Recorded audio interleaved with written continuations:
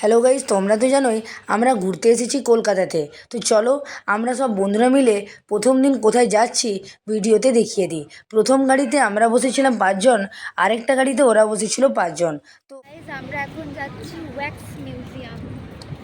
সামনে এদিকে আছে, এখানে আছে আদ্রি, এদিকে পূজা। মিউজিয়ামটা কত সুন্দর লাগছে।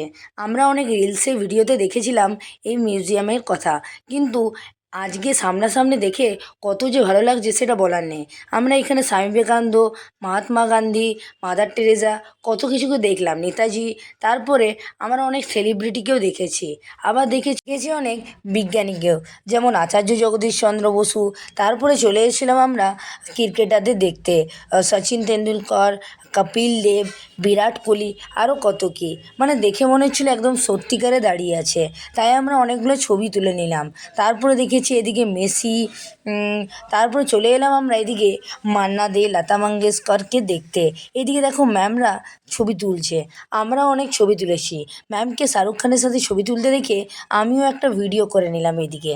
তারপরে আমরা এদিকে চলে এলাম, আর একটু পরে আমরা গিয়েছিলাম ভূত দেখতে। মানে সত্যি কথা, এমন একটা সাউন্ড ওখান থেকে বাজছিল, আমি তো সত্যি ভয় পেয়ে গিয়েছিলাম। আর তাই আমরা অনেকগুলো ছবি তুলে নিয়েছি, সেগুলো আমি পরে দেখাবো। আর এদিকে আমরা একটু বেরিয়ে গেলাম, আর যাচ্ছি আমরা ওইদিকে অনেকগুলো কার্টুনের দেখতে। তো তারপরে আমরা এদিকে চলে এলাম, আর দেখো এদিকে আমরা দেখলাম মোটু পাতলুকে, আর আমরা অনেক মোটু পাতলুর সাথে ছবিও তুলেছি।